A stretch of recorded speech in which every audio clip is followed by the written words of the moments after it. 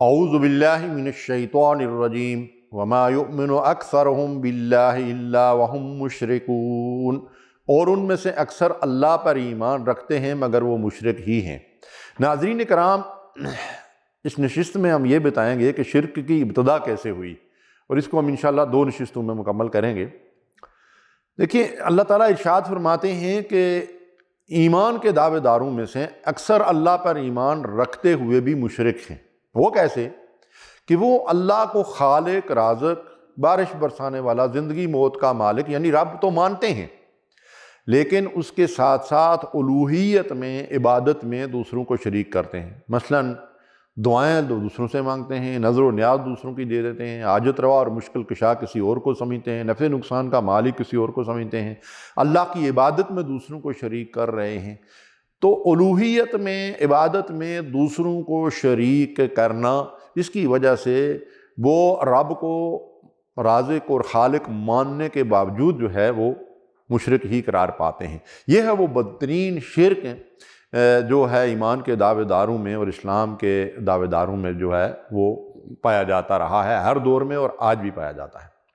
اب اس شرک کی ابتدا کیسے ہوئی؟ صحیح بخاری کی روایت ہے، ابن عباس رضی اللہ تعالیٰ عنہ فرماتے ہیں کہ سورہ نوح کے اندر جن 5 بتوں کا ذکر ملتا ہے، ان کی حقیقت کیا ہے؟ فرماتے ہیں کہ ود، سوا، یغوث، یعوق اور نصر، یہ قوم نوح کے صالحین یعنی بزرگ تھے، جن کو آج کی زبان میں آپ اولیاء اللہ کہتے ہیں۔ تو جب وہ فوت ہو گئے تو شیطان نے لوگوں کے دلوں میں یہ بات ڈال دی کہ جن مقامات پر یہ صالحین یعنی عرف عام میں وہی اولیاء اللہ بیٹھا کرتے تھے، وہاں ان کے بت بنا کر کھڑے کر دو تاکہ یادگار رہے۔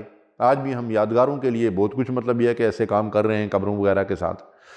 تو آپ رضی اللہ تعالیٰ عنہ فرماتے ہیں کہ وہ ابتدا میں ان بتوں کو پوجتے نہ تھے، یہ محض یادگار کے طور پر انہوں نے ان بزرگوں کے نام پہ وہ بت بنائے تھے۔ جب یہ یادگاریں بنانے والے فوت ہو گئے اور ان کے اور بعد کی نسلوں کے درمیان یہ ہے کہ ایک طویل وقت گزر گیا، تو بعد میں آنے والوں کو یہ شعور نہ رہا کہ ان قبروں کو صرف یادگار کے لیے، ان بتوں کو صرف یادگار کے لیے بنایا گیا تھا، یعنی یہ قبروں پر جو ان کی تصویریں، جو ان کے مجسمے وغیرہ بنائے دیے تھے، یہ محض یادگار کے لیے بنائے تھے۔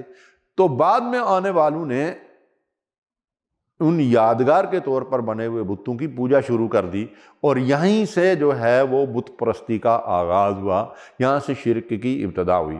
امام بخاری اور مسلم نے اس حدیث مبارکہ کو روایت کیا ہے۔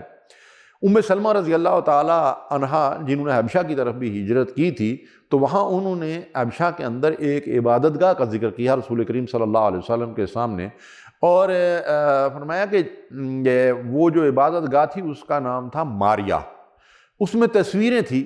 تو نبی صلی اللہ علیہ وسلم نے فرمایا کہ ان لوگوں میں جب کوئی نیک آدمی مر جاتا تو یہ اس کی قبر پر سجدہ گاہ بنا لیتے تھے، اور پھر ان صالحین کی تصویریں بناتے تھے۔ یہ اللہ کے نزدیک بدترین مخلوق ہیں۔ قرآن مجید میں فرمایا گیا اولئک ہم شر البریہ، یہ بدترین مخلوق ہیں۔ تو یہ جو لوگ بزرگوں کے مجسمے بناتے ہیں، تصویریں بناتے ہیں، آج بھی بہت سارے مسلمانوں نے جو ہے اپنے پیروں کی اور اپنے بڑے بزرگوں کی جو قد اور بڑی بڑی تصویریں جو ہے وہ اپنے گھروں کے اندر جو ہے اپنی مجلسوں کے اندر سجا کر رکھی ہوئی ہیں، اور بعض تو وہ دروازے سے اندر داخل ہوتے ہیں تو پہلے ہاتھ جوڑ کر ان کو سلام کرتے ہیں، استغفر اللہ۔ یہیں سے جو ہے وہ یہ ہے کہ شرک کی ابتدا ہوئی۔